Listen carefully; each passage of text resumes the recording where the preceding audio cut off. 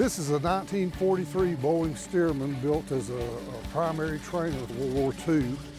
About 80% of the pilots in World War II started their basic training. They started in basic training, that's the first airplane they would fly. It sits on its tail instead of on a nose gear. And because of that, the center of gravity is behind the main wheels.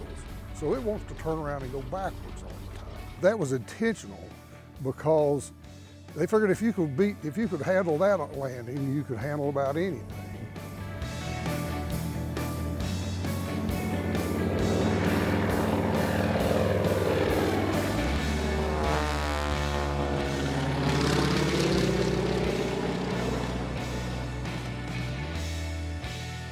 Dennis Dunlap loves flying his Stearman. Once it's off the ground, it's a great airplane. So great, this is the sixth one Dunlap has owned and rebuilt. Every time I sell one, I buy another one right behind it and go again because I just can't stand it. You pull up on the ramp somewhere and here's a $3 million Learjet or a Falcon or this or that or whatever, you know, I mean, $1 million airplanes. You pull up in that and everybody comes out. Dunlap Stearman is part of the Western North Carolina Air Museum, and so is Dunlap. He, along with Ken Stubbs and Bill Schreier, imagined the museum while sharing their own stories about flying. And they had the idea to kind of establish something that people could come and visit and share in those stories and experiences, and it grew quickly from there. They founded the museum in 1989, making it the first air museum in the state that was first in flight.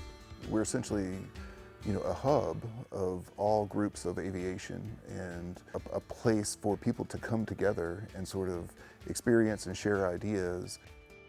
The museum is connected to the Hendersonville Airport, the oldest private airport in continuous operation in North Carolina. It houses 23 aircraft representing 8 decades of aviation. Most of our planes are donated from the local community and others from outside the community that want to sort of preserve mostly the Carolina flying heritage. Some of those still have their current flight worthiness certificates. Although we don't fly them, we encourage everyone to be up close and personal with the aircraft as opposed to static displays at a distance.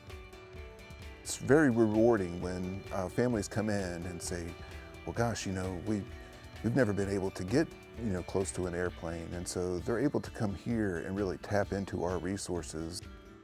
There are other exhibits too, things like cockpit simulators, ejection seats, and aviation memorabilia. The museum has an annual airfair where people can not only see but also ride in a vintage plane. Visitors can also watch volunteers doing aircraft restorations, many of whom are veteran pilots themselves. They're up close and personal with the people who may have built these planes or who continue to work on them, and the people who fly them or the people who design them.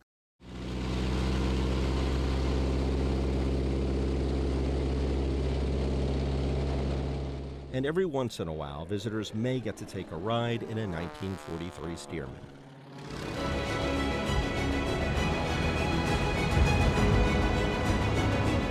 And that's a very good representative, aircraft of what the museum's about and the type of heritage and how those aircraft touch many people throughout time.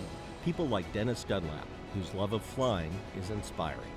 It's so engrossing and so demanding of your thoughts that it's almost relaxing for me because I forget about the family and the kids and the job and life in general. When I'm in that airplane, I'm in that airplane.